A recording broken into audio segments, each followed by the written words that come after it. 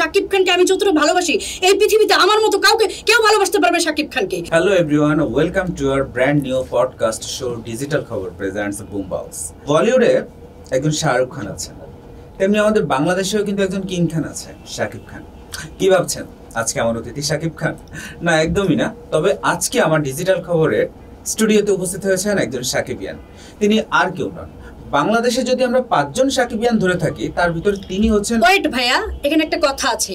5 জন শাকিবিয়ানের মধ্যে যদি আপনি বলতে চান যে আমি একজন, নো, আমি প্রথম শাকিবিয়ান, উর্মি বিশ্বাস।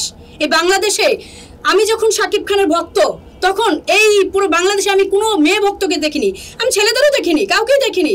আর আমি একজন মেয়ে ভক্ত এবং আমি প্রথম শাকিবিয়ান, উর্মি বিশ্বাস। শাকিব খানকে আমি যতটা ভালোবাসি এই পৃথিবীতে আমার মতো কাউকে কেউ ভালোবাসতে পারবে শাকিব খানকে। শাকিব খানের জন্য আমি জীবনে অনেক কিছু স্যাক্রিফাইস করছি ভাইয়া, অনেক কিছু। আচ্ছা আচ্ছা, ঠিক আছে। আজকে পুরো অনুষ্ঠানটাই আপনাকে জুড়ে এবং শাকিব খানকে জুড়ে আপনি স্থির হন, আপনার পুরো জীবনের গল্পটা শুনবো আমি। আপনি এভাবে কথা বলে তো আমি টকশো ছেড়ে চলে যাবো, আমার বসার উপায় নেই তো। এভাবে কেন কথা বলবেন? আমি প্রথম শাকিবিয়ান, এই কথাটা সবার ব্রেনে ঢুকিয়ে নিতে হবে, মোট কথা। আচ্ছা ঠিক আছে, আপনি আমাদের সাথে অনুষ্ঠানে থাকুন এবং আমরা আনঅফিসিয়ালি ঘোষণা করলাম যে আপনি প্রথম শাকিবিয়ান বাংলাদেশের, যেটাই হোক। তো কেমন আছেন আপনি?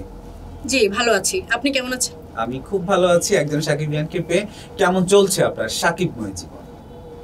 অনেকটা ভালো কাটছে, কারণ আমি শাকিব খানকে শেষ অবধি, সেদিন আমি বলেছিলাম 20 বছর, আমার বয়স হিসাব করলে ওভাবে বলতে হবে 22 বছর ধরে, ঠিক আছে? 22 বছর ধরে আমি শাকিব খানের পিছু পিছু ঘুরি এবং আল্লাহকে বারবার একটা কথা বলছি, আল্লাহ শাকিব খানকে যেন আমি অন্তত 5 ছুঁয়ে সালাম করতে পারি, তার কাছে যেতে পারি, তাকে একটু ছুঁয়ে দেখতে পারি। আল্লাহ আমার সেই ইচ্ছাটা পূরণ করছে।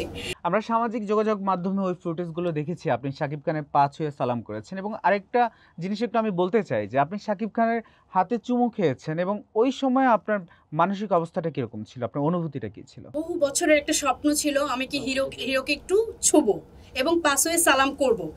এবং হিরো যখন এত কিছুর মধ্যে, এতটা ক্রেজের মধ্যেও হিরো যখন বলল যে উর্মিকে আসতে দাও, মানে আসতে দাও কথাটা বলল, আমি তখনই আমার অন্যরকম একটা ফিল কাজ করছে। এবং হিরোর হাতটা যখন আমি ছুঁয়েছি, আমার মন চাচ্ছিল না ভাইয়া যে আমি হাতটা ছেড়ে দিই। আমি যখন হাতটা ছেড়ে দিচ্ছিলাম, তখন হিরো আমাকে এই কথাটাও বলছে মুচকি হেসে যে ভালো থেকো। এই জিনিসটা না, আমি এটা নিয়েই বাকিটা জীবন কাটিয়ে দিব এবং আমার জন্মটা সার্থক আমি মনে করি।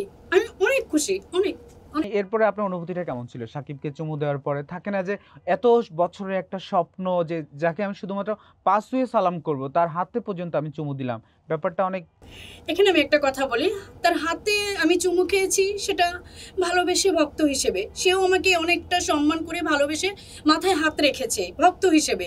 এখানে আমি অন্য একটা কথা বলতে চাই, সকল ছেলেদের বলতে চাই, শাকিব হিরোর কাছ থেকে, মানে কলিজার হিরো, আমার কলিজার হিরো শাকিব খান, তার কাছ থেকে শেখা উচিত কিভাবে একটা ভক্তকে সম্মান করতে হয়।